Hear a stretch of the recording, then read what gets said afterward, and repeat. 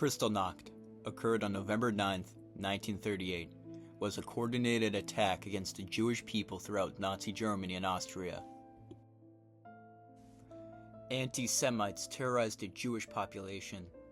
Synagogues were set on fire, Jewish homes, schools, and businesses were vandalized, and many Jews were either killed or arrested. The name Kristallnacht, or Night of Broken Glass, comes from the shattered glass that was seen littered across the streets from the broken homes of Jewish-owned establishments.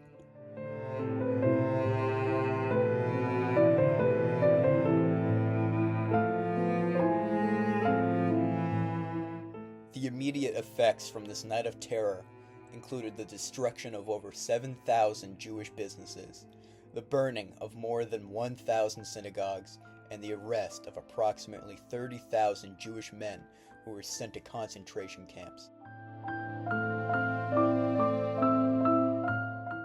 Many people remained bystanders during Kristallnacht due to a combination of fear, indifference, and influence of Nazi propaganda. The oppressive regime created an atmosphere where dissent was dangerous, and many feared for their own safety if they intervened.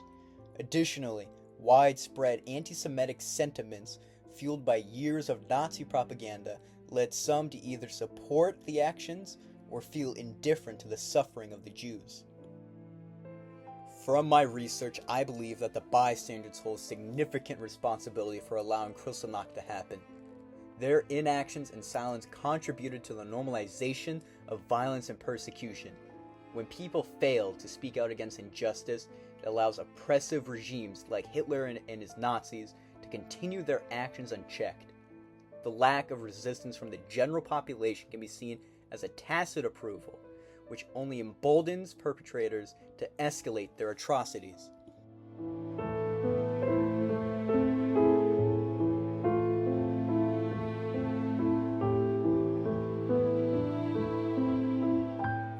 When news of Kristallnacht made their way to the international community, they were horrified by the reports and images of the destruction.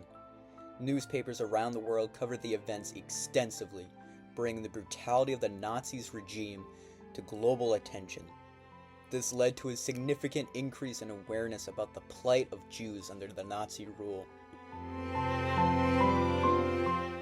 The American people led the worldwide protest against the Nazi pogrom. Anti-Hitler demonstrations have taken place all over the country. The Jewish protest in this genuinely democratic nation was voiced by Chief Rabbi Wise. American Jews are resolved, together with all other racial and religious groups in American life, to safeguard the equal rights of Jews at home and abroad.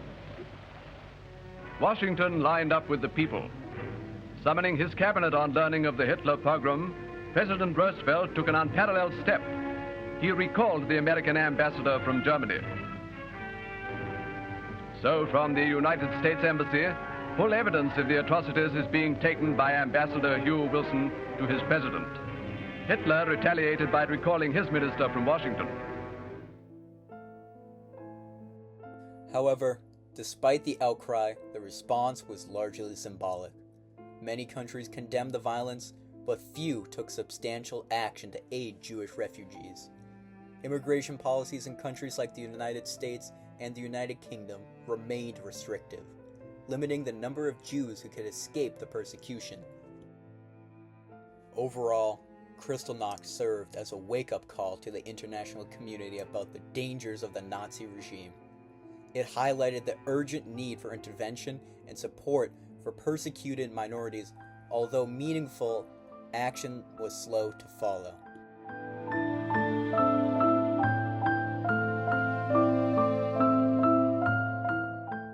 One current event that echoes the sentiments of Kristallnacht is the persecution of Uyghur Muslims in Xinjiang, China.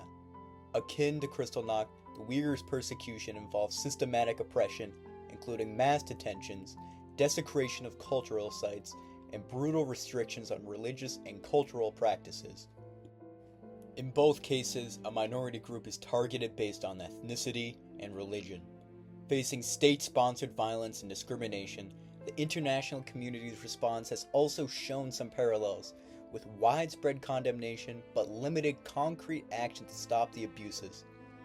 Both events highlight the importance of global vigilance and intervention to prevent such atrocities to protect human rights.